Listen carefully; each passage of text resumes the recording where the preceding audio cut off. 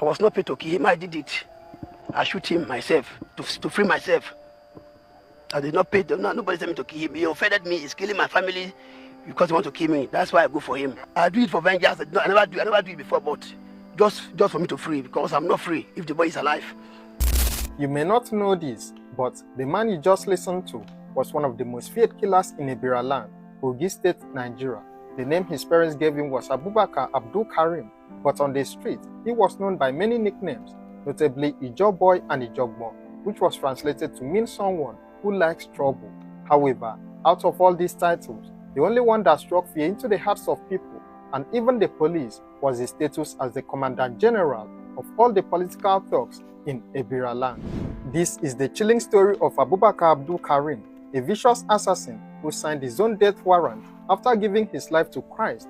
But in order for him to fully move away from his terrifying past, he had to eliminate one last person and then bury his remains in 3 different local government areas within Kogi State. Abubakar Abdul Karim was not just any ordinary criminal. He was the brain behind most of the political killings that had turned the region into a graveyard of broken dreams and shattered families. For years, Abubakar ruled the criminal world with an iron fist. Politicians who wanted their enemies silenced knew exactly who to call, and this person was always Abubakar Abdul Karim. He had perfected what he called the art of killing, and business was always booming as usual. With his gang of brutal thugs, he terrorized political opponents and eliminated anyone who stood in the way of his powerful clients. But success in the world of assassination came with a very terrible price for Abubakar.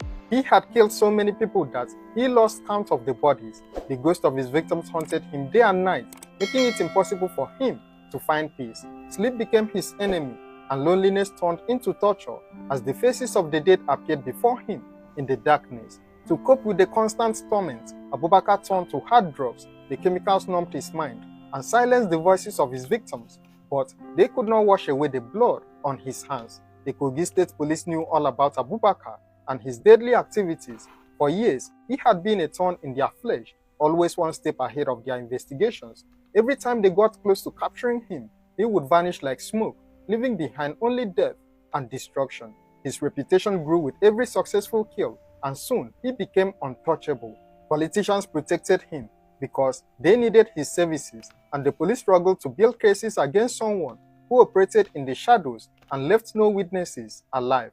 But everything changed when a new governor came to power with a radical idea. In 2010, the then governor of Kogi State, Alhaji Ibrahim Idris, introduced something that nobody expected: an amnesty program for criminals in the state. The message was simple: surrender your weapons and walk free, or face the full wrath of the law. Abubakar watched from his hideouts as other criminals began to surrender. He had no intention of giving up his lucrative business, but the new commissioner of police had different plans. The then commissioner of police issued a direct threat to Abubakar.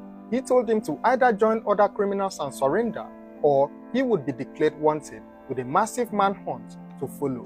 Faced with the choice between capture and surrender, Abubakar made a decision that would change his life forever. He came out of hiding, disbanded his gang, and handed over all his weapons to the authorities. But this was just the beginning of a transformation that nobody saw coming. Shortly after surrendering his weapons, something extraordinary happened.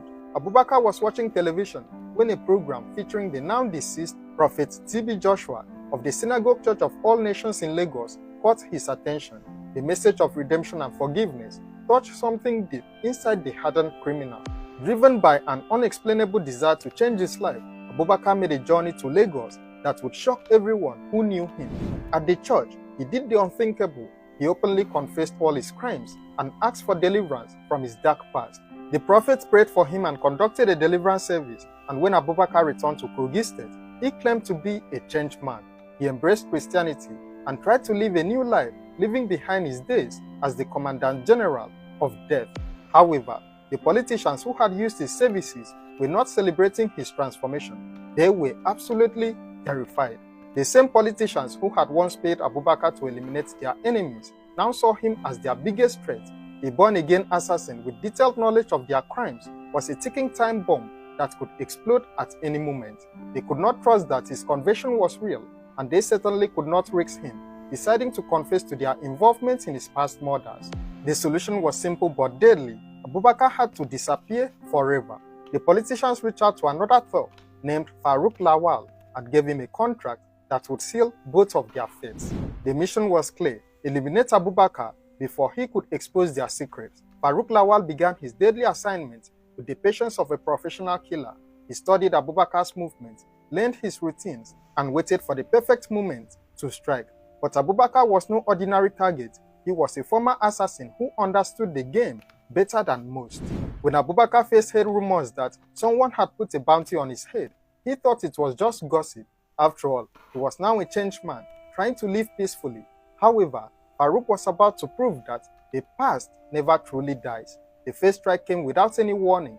Farouk went to Abubakar's house and killed his sister in cold blood, sending a clear message that this was no idle threat, but he was not finished yet. Next, Farouk abducted Abubakar's pregnant wife, planning to use her as bait to lure his target into a trap.